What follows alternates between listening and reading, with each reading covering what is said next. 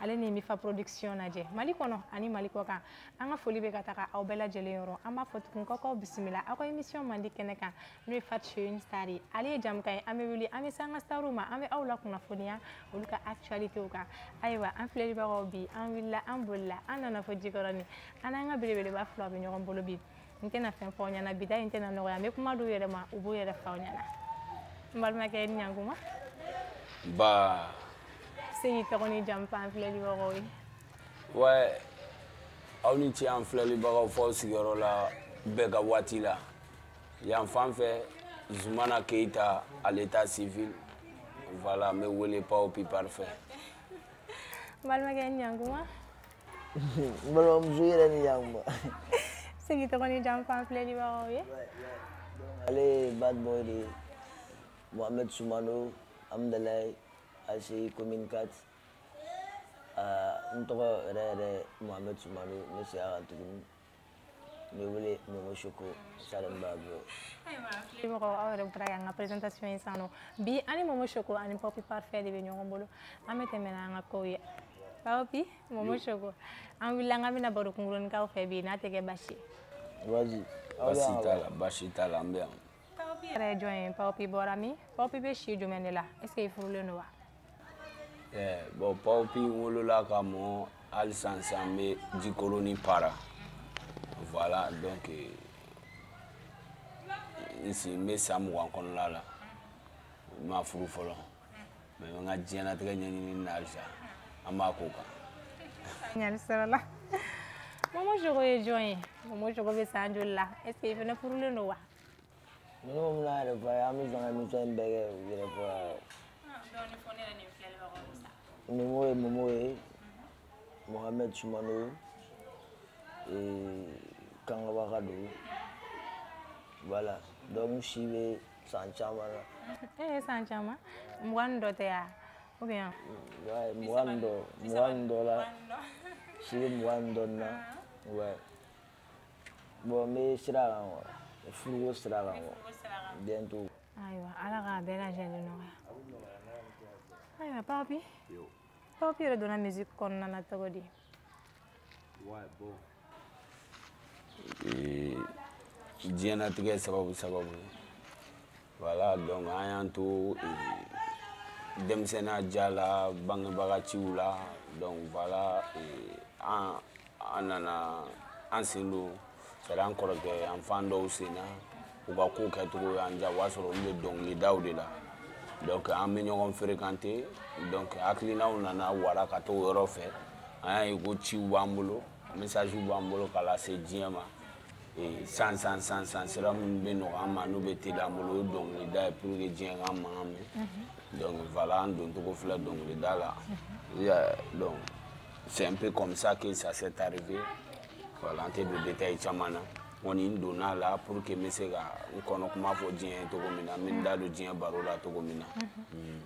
faamuyali sɔrɔ o la Momo Choco nana musique kɔnɔ cogo di bon ne nana musique la n mɛnna dɔɔnin dɛ i y'a faamu a bɛ san joli ɲɔgɔn na bɔ san 10 ni caman bɔ ayiwa kow bɛ yen nɔ a bɛ san 10 ni caman bɔ quoi i m'a faamu bon musique c'est a nana ne la de depuis ne fitinin quoi tu vois depuis an t'a dɔn k'an bɛ dɔnkili yɛrɛ da sɛbɛ yɛrɛ depuis i t'a dɔn k'a bɛna kɛ sɛbɛ ye quoi kulonkɛ ni bon fo bi kana i m'a faamu faamuyali sɔrɔ la mais Paopy ye étude jumɛnw de kɛ ouais bon an ye école fondamentale kɛ k'a daminɛ première année la fo 9e ka defu sɔrɔ ka taa lycée la bon an ye lycée kɛ ka dɔgɔ la ka bac sɔrɔ ka taa université la concours caman kɛ ka caman sɔrɔ n yɛrɛ ka choix kɛra ENI ye école nationale d'ingénieur taara san damadamanin kɛ yen voilà donc n y'o kalanw de kɛ a bɛ yen an bɛ o yɔrɔ la fɔlɔ faamuyali sɔrɔ la ayiwa an filɛlibagaw yɔrɔ an ye dɔɔnin kɛ baro la aw pereselen don Momo Choco ayiwa an b'i bolo kurube i ye dɔɔnin d'aw sɔn dumanba ye ne yɛrɛ n'an filɛlibagaw ye aw bɛna émission la aw tɛ zi nin d'an ma doucement d'âme. Émission de Fatt chez une star. Amo bara. Ana na uri bara ou bien. Mais ni ta star fi. Ni bulu il va sama flan lo là. Man fi man. Fatt yɛrɛ. Man fi man foyi ma se yan. Arrivé te. Ni sera ni bɛɛ bɛna ɲɛnabɔ. Arrivé te adane do. Ko in yɛrɛ bɛɛ ɲɛna yan. Ne ma se mɔgɔ si ma. N ye n ka tɔgɔ ta sɛbɛn la. Dɔ ko ma bɛn ale ma. Yafa ma. No digiri la yafa ma. Jɔnni mɛ ni dagan tɛ wa bi ne bɛ n ka mɔbili kurani na. N'ale bɛ sanba dɔn ye jagɛlɛya de kurani. Ayiwa an bɛ tɛmɛ n'an ka kow ye. Paopy. Yo. Album ko ninnu don. Walayi. A bɛ yen nɔ. Donc baara caman caman kɛra san an ɲɛsinnen don album bila de ma. Voilà donc déjà kodeni tɛ. Mɔgɔ si t'a yɛrɛ ka ko kɛ kodeni. O kɔfɛ tuguni n y'a ye n kɛrɛfɛla la ko b'a don hali n ka mɔgɔw bolo. Donc i bɛ taa ye avec c'est-à-dire avec une très bonne diffusion. Mɔgɔw bɛna bɔ ko in kalama u bɛna dɔn ko kodeni fana tɛ quoi. Donc voilà. A kɔni en tout cas an b'a ɲini bɛɛ fɛ parce que i tɛna dɔn ko nin ko in bɛ tan tɔ n'i ma i magala yɛrɛ quoi. An b'a ɲini bɛɛ fɛ voilà u ka temps d'u yɛrɛ ma ka album in jate minɛ. A bɛ daminɛ le 11 novembre an b'a bilali daminɛ an bɛ album fɔlɔ bila. Le 11 novembre. Le 11 novembre n'Ala sɔnna ma. Voilà. A bɛ. Paopy fɛnɛ ka son dɔ bɛ yen nɔ sometime o son ka di ne ye dɛ. O ka di ye. Bari i dɔɔnin da ne yɛrɛ n'an filɛbaga bɛ sen na. U bɛ waati bɛɛ kɛ kan ta pendo la all time. O tɛ nan bali kan ja dɛ n'i kan ka pan u bɛ ɲɛfɔ sometime. U bɛ waati bɛɛ kɛ kan ne tan. U bɛ ta pendo la all time. O tɛ nan bali kan ja n'i kan ka pan u bɛ ɲɛfɔ sometime. Ya. Hakilina jigin an filɛlibagaw ye k'a fɔ aw sɔgɔlen don aw ka téléso mandi la n'o ye Amina Vision. Ale ni Mifa Production ye. Jamukan tɔgɔ ye Fatt chez une star bi ani Paopy Parfait ani Momo Choco de bɛ ɲɔgɔn bolo. An bɛ tɛmɛ n'an ka ko ye. Momo Choco. I ye étude jumɛnw de kɛ? Bon cɛ an kalanna ka kalan fo ka tila ka kalan de bɔ. I bɛ faamu.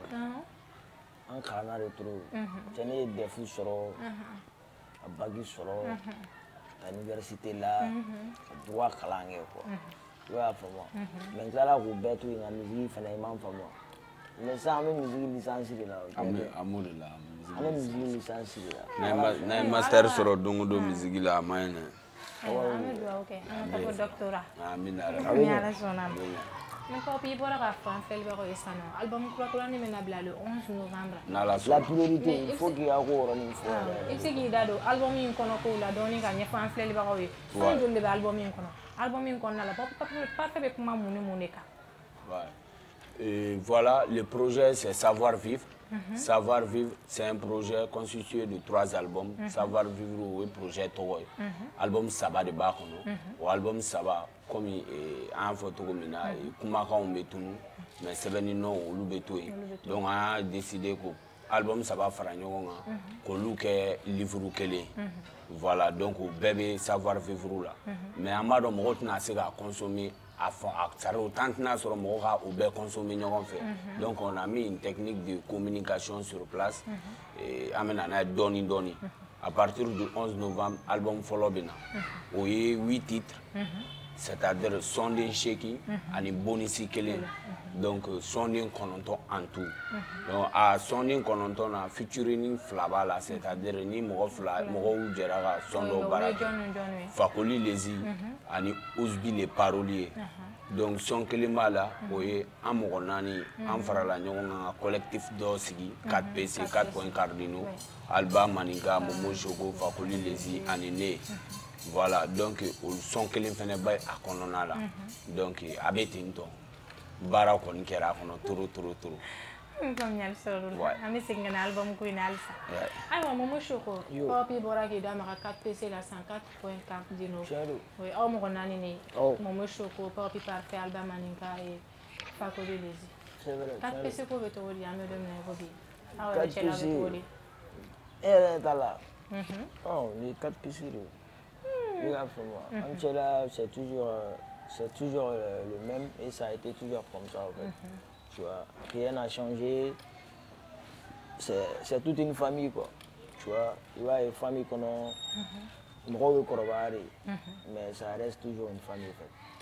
Tu vois, donc, c'est là, 4PC est toujours là et ça restera toujours comme ça. Mais sans projet, 4PC, ça c'est l'album de Paopy parfait. Tu vois, donc il faut qu'il en Beka impliqué là. 4PC de l'intérêt, mais il faut que Mali Beka impliqué là, quoi, parce que c'est important et c'est intéressant en fait. Tu vois, et voir un jeune qui album follow kana mystère do ya kono ni Mali yɛrɛ tɛ ni mana kɛ jamana dɔw ye i kan ka décorer de i bɛ décorer de quoi i y'a faamu donc 4P se ka bi baara ye quoi soutenir le Paopy parfait album ko in dabɔ min kama a ka tɛmɛ o la quoi je sais pas si vous voyez un peu ce que je veux dire aw fɛnɛ Fatt yɛrɛ fɛnɛ ko b'i bolo ko b'an bɛɛ bolo an bɛ ko in kan dɔɔni tɛ yan dɔɔni tɛ dɛ an bɔra dɔɔni na dɛ dɔɔni tɛ bɛ intensité dɔ la san an fɔ ma i bɛ ayiwa Paopy aw mɔgɔ naani de bɛ 4PC kɔnɔna la mɔgɔ caman baara ma nɔgɔn tuma dɔw la aw tɛ fɔ ɲɔgɔn kɔ n'aw fɔra ɲɔgɔn kɔ aw ko ni ninnu sera aw yɛrɛ dama ni ɲɔgɔn cɛ cogo di. Ouais, bon, il faut savoir que dans la vie, n'aw yɛrɛ tɛ fɔ ɲɔgɔn kɔ c'est k'aw tɛ tiɲɛ fɔ ɲɔgɔn ye quoi. I m'a faamu donc il faut que i ka dɔ ka ko dɔ gɛrɛntɛtɔ ye k'a yira la comme quoi cari tɔw tɛ min fɔ a ye o k'o fɔ a ye quoi yen nɔ aw ka fɔ ɲɔgɔn kɔ kɔfɛ aw ka tila ka ɲɔgɔn ye c'est un peu comme ça la vie i y'a faamu donc o tɛ ba la ça fait même la beauté mais Dieu merci depuis an ye gɛrɛla ɲɔgɔn na fo ka se bi ma an ma tigɛ ɲɔgɔn na quoi bɛɛ bɛ minɛ ni sugu ye an bɛ ka ɲɔgɔn dafa donc voilà donc moi je pense que ni Mali yɛrɛ sera k'a kɛ ten tɔ sisan a bɛ fɔ cogo di ko ni koko pɛrɛnna basa bɛ don o tɛ k'an na quoi o ye an bɛ cogo min ni Mali sera k'o image yɛrɛ sɔrɔ sa alhamdulillah a bɛ fo trop. Faamuyali sɔrɔla o la ayiwa Momo Choco concert tɛmɛra n y'a dɔn concert a réussi la est-ce que Momo Choco ka laɲini kun ye minnu ye concert in na o laɲini ninnu sabatira wa. Ouais, i b'a dɔn ko diɲɛlatigɛ yɛrɛ ye fɛn dɔ ye quoi surtout n'i kɛra cɛ ye faut principe ka k'i la quoi il faut i ka oser quoi i b'a faamu diɲɛ kɔnɔ mɔgɔ ka laɲini bɛɛ tɛ se ka sabati n'o ni i ka laɲini bɛɛ sabatira i sakuma sera dɛ yafadeli daminɛ mɔgɔw fɛ dɛ o ye takuma selen de i b'a faamu concert la ville a dabɔra ne ka fanu la ɲɛnajɛli de kama quoi et alhamdulillah fanu ɲɛnajɛra moi je pense que ça a été fait et donc fanu yɛrɛ dun sigilen tɛ ni joie ye tantɔ quoi donc fanu la joiera alhamdulillah je crois que ça c'était la priorité m'a faamu mama content bɛɛ content a banna quoi ayiwa Paopy i bɛ se ka mun de fɔ fanu ɲɛna album kɔfɛ vous préparez concert de kama wa ou bien bon sans nin y'an dontɔ ye c'est-à-dire étape wɛrɛ de kɔnɔ ne yɛrɛ ka diɲɛlatigɛ la quoi i m'a faamu le projet savoir vivre est déjà ouvert ko camanba de b'a kɔnɔ mais pour le moment tout va dépendre vraiment de la réussite du premier album qui va sortir. Donc ainsi de suite. Programme minnu bɛ na an bɛ sɔrɔ k'o communiquer mɔgɔw ye. Mais sans priorité kelen dɔrɔn ni fila tɛ. C'est le 11 novembre, à partir du 11 novembre mɔgɔw ka ko bɛ kɛ c'est-à-dire son ninnu tɛ an ka ta ka mɛn dugu kɔnɔ dɔn ka kɛnɛ o tɛ mais an bɛ fɛ ka na ni fɛn dɔw de ye mɔgɔw yɛrɛ ka diɲɛlatigɛ de don quoi. Comment an bɛ via ni ɲɔgɔn cɛ comme le titre dit savoir vivre comment an bɛ se k'an kɛ cogo di an ni ɲɔgɔn cɛ la quoi donc n'Ala sɔnna ma moi je pense que n'o laɲini sabatira et voilà en tout cas c'est ma contribution dans l'éducation nationale a tɔ bɛ bɔ ne ni fanu cɛ sisan nɔ a bɛ don ne ni gouvernement de cɛ n'Ala sɔnna ma. ayiwa an bɛ tɛmɛ n'an ka ko gouvernement ko min b'a la ɲɛ. Fatt beauté n'a ni gouvernement ye. E bolo ko jɔ ye gouvernement ye. An ye gouvernement ye mais Paopy minnu bɛ sanfɛ olu ma nɔgɔn dɛ. O de y'a diya ye. Ni kuma fɔ min ma ɲa i bɛ taa yan fɛ. Non an tɛ kuma kolon fɔ an tɛ mɔgɔ kolon e ɲɛ bɛ mɔgɔ kolon de la yan. Ayiwa an bɛ tɛmɛ n'an ka ko ninnu ye. Momo Choco. Ouais. Tiens, baro ni bala. Chéri. Ibe gele asola ko ni be no ga asola ko. Chéri. Ame dom ne ko bi gele ajuma ni bi kan bara en kon nala. Bon glam me mo ne kan bara kono yere mfo manage position na manage jien ko la quoi. Al maro la président quoi. Gele abi président en de pas sigilo fa fo kata sha wuli do ma. Ya comment donc ne ka bara kono gele am sandro de Alisa. Ne be fene ka produit ka se yoro na Alisa. Te ka se ne yɛrɛ bolo Alisa quoi. Mais Momo ko bali e yɛrɛ bolo. Non, o ye diɲɛlatigɛ n'a ta wagati de kow de ani o ye wagati ni kumase de ye quoi. E b'a faamu o ye kumase dɔrɔn ne b'a bila o de balan kɔnɔ quoi. Sinon i b'a sɔrɔ caman bɛ yen olu tɛ se ni ne ye foyi la. N kan ka kulu sɔrɔ baro la. I b'a faamu olu tɛ se ni ne ye foyi la quoi. Mais wagati dɔ de don ani kumase de don quoi. N'o kuma nana an b'o kuma kɛ. Exemple ye biri ye quoi. Kunun ne tun tɛ tan quoi. Bon kuna sini ne tun tɛ i n'a fɔ kunun ne bɛ cogo min na. Ainsi de suite. Ainsi de suite. Bon mɔgɔ t'a dɔn sini ne bɛna kɛ cogo min na fɛnɛ quoi. I m'a faamu o gɛlɛya ni bɛ yen ensuite aussi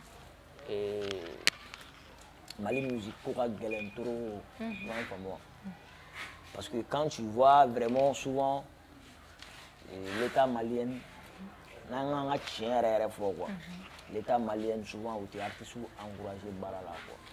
I y'a faamu par exemple Mali la i b'a ye ko u bɛ je sais pas comment dire Mali la i bɛ se ka Paopy Malien bɛ se ka Paopy parfait ta sisan Paopy parfait comparé ça dit n t'a dɔn n b'a f'i ye cogo min na gulɔmina dɔ la quoi soit i m'a faamu wa n t'a dɔn ni bon ça fait mal quoi bon n'o n'a ɲɔgɔnna ninnu bɛ jamana art kɔnɔ i b'a ye a tɛ avancé man di quoi parce que chaque fois nous en kunkolo la an bɛ fɛ ka jamana wɛrɛw de concurrencer maintenant n'olu tun y'a kɛ ten cɛ olu tun tɛ avancer donc chaque fois an de b'an ka sanfɛmɔgɔw comparer mɔgɔ sugu dɔw la les gens qui minnu yɛrɛ nafa tɛ minnu na quoi donc tu vois an tɛ se ka avancer an tɛ se ka yɛlɛ il faut que maliyɛn ka valeur de di artiste ma et surtout k'a dɔn nin de karisa ye nin bɛ se nin de la nin ni nin bonya de ka kan quoi c'est très très important. Bon, il y a au fait, le Malien, il y a un problème. C'est quoi le problème? Malien t'a don, Amadan. Malien t'a don, t'a don quoi. Donc ça c'est un problème très grave. Parce qu'au fait, ni t'a don, tu vas chercher à comprendre. Il va n'y avoir don quoi. Donc, mais ni t'a don qui t'a don, il n'a ni famille, il n'a ni gagné, il faut tu vas continuer au seracle là, au chouracle là quoi. Sinon, au fait, comme il réussit une succès quoi, tu peux avoir le succès, car il m'a réussi follow. Parce que la réussite c'est après tout la finition. Mais on va sur le succès au Kera, il sera tamachama. Mais il y a un sens, oui, sur le Gassera, à Guanimba, ou sur le objectif d'Otika Fufu, d'Obaka, Chez, à Blade, à Ketana, Chez, à Oumayan de Karsala, Karsan Karsa, t'es killé. Vous n'avez pas la même vue, vous ne pouvez pas avoir la même mode de vue. C'est un peu comme ça. Bon,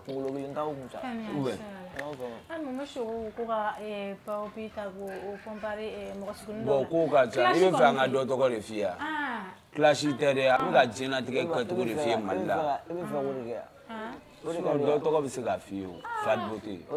Exemple, et le Kuma, ayo fila bɛɛ de bɛ kuma o komi an mɔmɔ problème mo de ko ka Paopy ta k'a comparer mɔgɔ la mɔgɔ fu dɔw la e tɛ Paopy ka dɔnkili lamɛn a Fatt o ma e tɛ k'a faamu e tɛ bamanankan mɛn ayisa sometime to yen sa o ma e ma mun de b'e la e tɛ Paopy lamɛn e taara a ye dɔnkili sɛbɛn cogo min na komi e bɛ se ka Paopy ka dɔnkili kelen lamɛn cogo di ka tila ka taa manamanamɔgɔ dɔ lamɛn. mais manamanamɔgɔ ninnu ye jɔn ye ne m'o de faamu manamanamɔgɔ. Fatt i tɛ sabali sabali. Ne sabalilen de don. Tɛmɛ an ka tɛmɛ. An bɛ tɛmɛ n'an ka kow ye ayiwa Paopy Mali musique kɔnɔna filɛ nin ye a ma nɔgɔn dɛ c'est vrai clash de ko in na an b'o kɛ besoin bɛ créer mais ala fani nin banni nin don conseil jumɛn de b'i bolo k'a di o tigilamɔgɔ ninnu ma ani kɛlɛkɛlaba ninnu. Bon an tɛna conseil di bi mun ma deli ka di don tɛmɛnlenw na quoi i m'a faamu an bɛ dugawu de kɛ dɔrɔn minnu t'a la Malheur ngana c'est olu akili la kolu fene blala parce que nga kuma ine don quoi o ba fore eti ka ke go karsa mana kani ka di malheur sa dai go tansa non ça uma eti ka fenta ni kona kia vitori la e fere ka teli il ba ma dongo do ba bi kuna e fadi sa go de ete barala beta parce que te kana no wali fene ba fu be bani ngalan do tala di ko ba cham quoi mais ala kana na malheur fanu yere c'est arkela yere akili la kubla ko lo la quoi qu'on reste serein et puis voilà quoi. Voilà, c'est un peu ça. Ah, Momo Choco, ouais. On a dit qu'un conseil dit. Elle est de conseil dit ne te conseil dit mo shima. Ala katasma nyagali. Ala katasma nyagali. Ni me fara mi ala koko. Ala ko dido. Bane ni be mo mi, bane ni mo ngasrai. Ya rabbi ama ala ka avancer bolo. Va fa moi. Maintenant il est flan fo nda fo to la ne te conseil fo di mo shima. Il sera on do fa na ka deuxième ni to. Va fa. Ay ne be la femme ça. Do be no quoi. Musique kala sira ka cha quoi. E ba do sansan ne ma ni depuis ne bora quoi. Ne be dongli ba bere be deuxième quoi. A bere be la ben quoi. E ba do ne ka deuxième ni la. Nous na chini ne be voyager ba do. Parce que ne ka dongli ka di quoi. Ouais. E ba fa ma parce que ne be bara de quoi. Il y a ko mo so ndo fla en fait ko tele la. Il y a ko ne do fa ni me. Il y a to me. Voilà. O ne ka sira de. O so do fa na ka sira pour olu ka se ka kase ndo soro. Fu ando fa ni. Fu ando ba ni. La che ko karsa ba ni ku ni rejo ka e ma ya. Karsa video ka e ma ya. Beni ka bezu soro to ko dongo. Donc ne ta ko ko da bla re mo bi dari men ni to ko bla. Ke bla. Oh, how to okay. Ay wa famille sola. Paopy. Amedou ne ko bi gele ajuma ne bi fene kan bara en kon nala. O bara en nala gele te bon.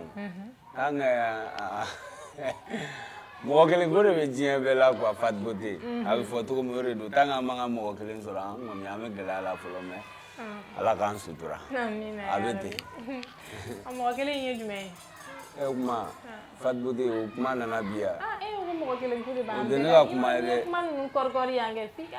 Aïe, développement ko to la. Peut-être ça non ni ne na fo ça non ngo wesh men il va faut ko koro. Parce que ne ma wa kampo.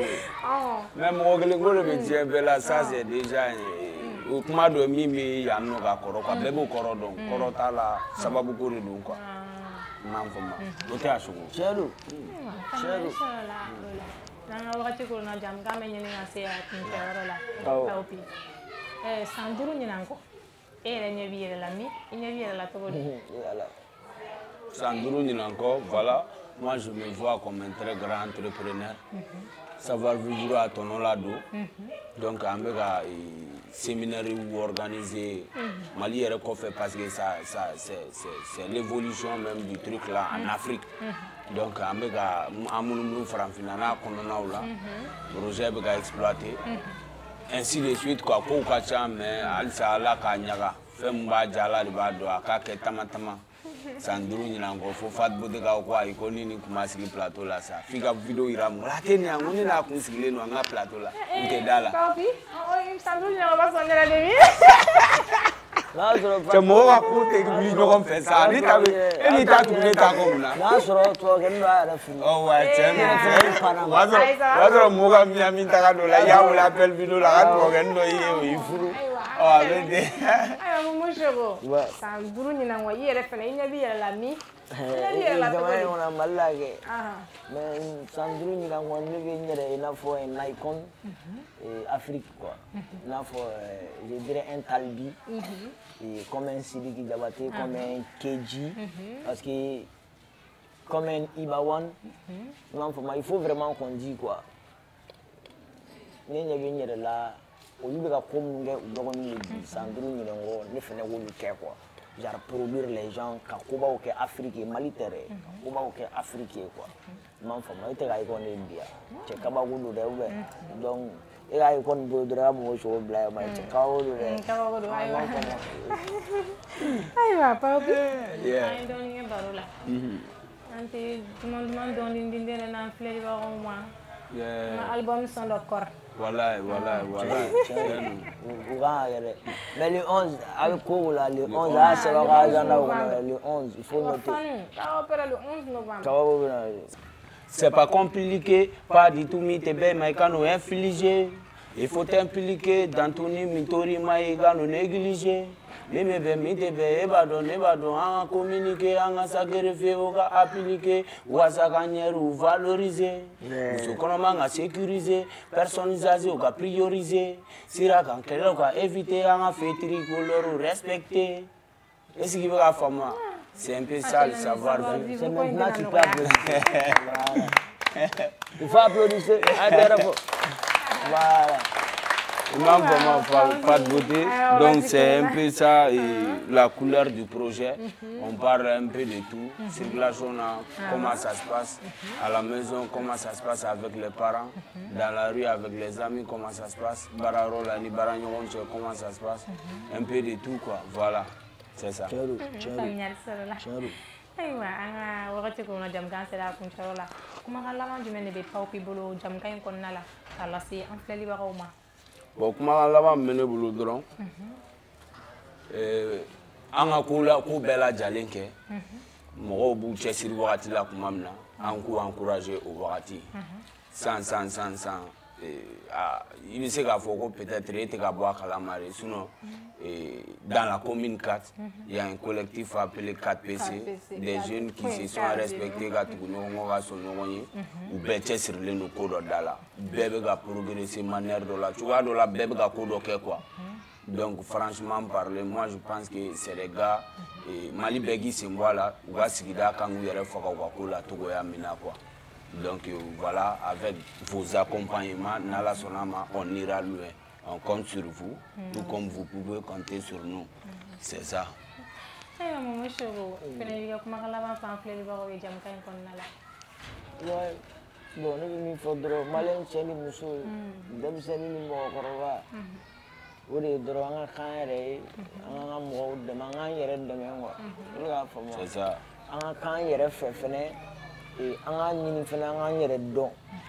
c'est très important. C'est savoir vivre. C'est savoir vivre donc Bella Jelingi a eu tous les 11 la fenêtre au Kélono. Album Kurakurani. Album Kurakurani.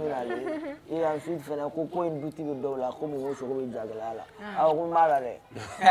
On m'a allé. Ah, Momo Choco, on va là. Il va là tout le temps. Et ma beaucoup cause la couche mara de ma. Mais je regarde il a couleur d'âme. Il va qui me calamante ne flale ba ko masana ngataw. Ah, qui me jagale la musique la ka du tibe mununa. Aduti be mununa o ka bu musukuna o ka bu akili la. Abala quoi. Non, il va là. Abala. Bototila. Ka bo ata fa. Ay, on flale ba ko ka bala. Aywa, Momo Choco. Ouais. Paopy parfait. Yo. Aya accueillir barabia jara ni pour afa. Ni amesi ni kenen no rega. Parce que va faire le coup là. La inu bella jeli savati. Amina rabi. Ayanga mogoja. Fatt beauté. Amita nyoy de ça. Devi ni meilleur plateau ga. Koyo ça. Abina ça ala ga nyega. C'est le un souffle. Ni mo be. Information na. Mo be Paopy parfait là. Il mo be Momo Choco là. Numéro be 4PC là. Numéro na doma. Orani c'est très important parce que souvent bah les réseaux sans fait mo là. Mais ils ont mal qui contacter quoi. Bon ni émission là ara non chama numéro ni fa on soro quoi. C'est pas vrai? C'est vrai. Abana. Vas-y donne le numéro. Donc ne un numéro parce que numéro clé c'est en bas soro. 70 78 98 93. 70 78 98 93. Yo numéro il va il m'a bon, c'est important aussi que tu suis en réseaux sociaux parce que Malien n'est pas d'accord fait un live parce qu'il y a tout à boire il y a fait ma information d'ima quoi jamana muna ni ko kala ta kala il peut être malien à dogala tout quoi donc c'est important à tout comme malien invité kula ou la motiver plus ou qu'à t'en suivre les réseaux sociaux quand on est banni toi fait un bon yoga mal ou qu'à jamana ou là un peu quoi tu vois donc quand fait un fanga boni bon c'est un peu obé d'abord mon force là quoi sinon mon du coup t'as là né au bé mon nyumani ah bien gaja so go kiki country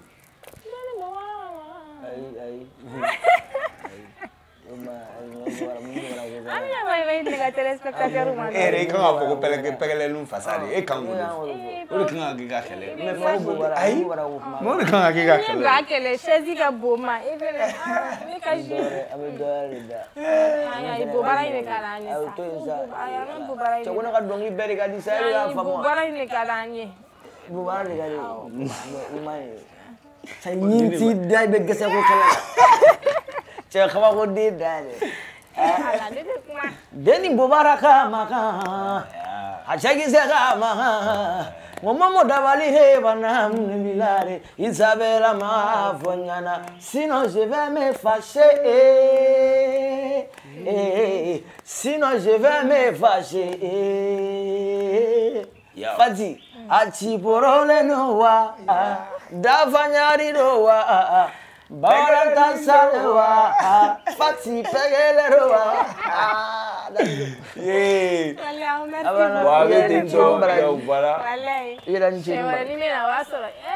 Ala Fati njabile no do wa sa wati njabile no fa jarabi do